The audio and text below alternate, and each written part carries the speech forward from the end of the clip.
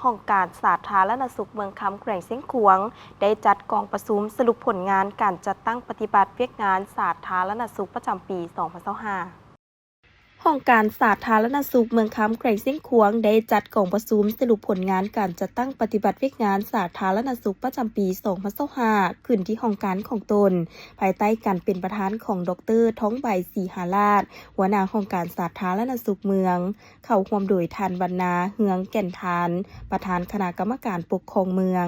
มีดร.บุญเพ็งศินวงศ์หัวหน้าแผนกสาธารณสุขแขวงเสียงขวงมีพนักงานรัฐกรพร้อมด้วยแขกถึกเชิญเข้าร่วมดร.อินปันวรรณแสงของหัวหน้าโครงการสาธารณสุขเมืองได้ผ่านบทสรุปการจัดตั้งปฏิบัติเวียกงานสาธารณสุขประจำปี 2025 ในนั้นยังได้ยกให้เห็นสภาพรวมตาเนงสาธารณสุขและการตีราคาเวียกงานสาธารณสุขตาม7แผนงาน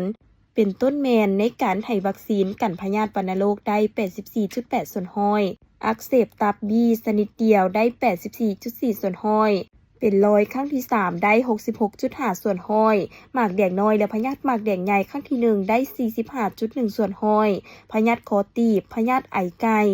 พยาธิบาดทะยักพยาธิอักเสบตับบีและอักเสบเหยื่อหุ้มสมองครั้งที่ 1 ได้ 86 ส่วนห้อยคอตีบพยาธิไอไก่พยาธิบาดทะยักพยาธิอักเสบตับบีและอักเสบเหยื่อหุ้มสมองครั้งที่ 3 ได้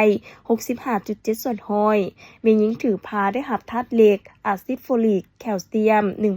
1,286 คนแม่หญิงหลังเกิดได้รับธาตุเหล็กอาซิดโฟลิก 1,332 คนเด็กอายุ6-59 เดือนได้รับวิตามิน A ได้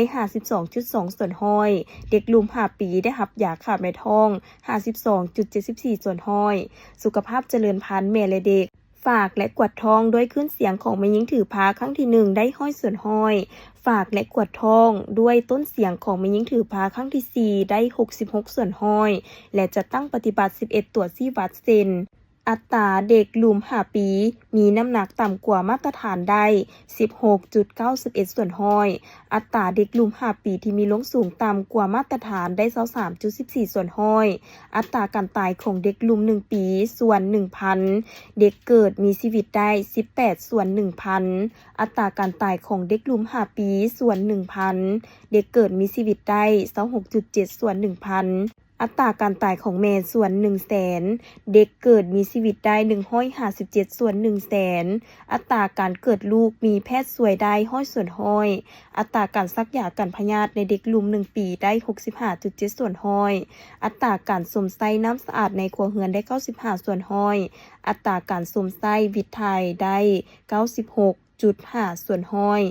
อัตราปกคุ้มประกันสุขภาพได้ 96 ส่วนห้อยอัตราการรับรองบ้านสาธารณสุขแบบอย่างได้ 95 ส่วนห้อยและบริการอื่นๆก็ได้รับการปรับปรุงดีขึ้นเป็น 99พร้อมนั้นก็ยังได้ตีราคาด้านดีด้านอ่อนขอคงค้างบทเรียนที่ถอดถอนได้และผ่านทิศทางแผนการปี 2026จากนั้นในกล่องประชุมก็ยังมอบใบย่องโยให้แก่ผู้ที่มีผลงานดีเด่นและมอบกระตาของขวัญอวยพรปีใหม่ให้ซึ่งกันและกันตื่มอีก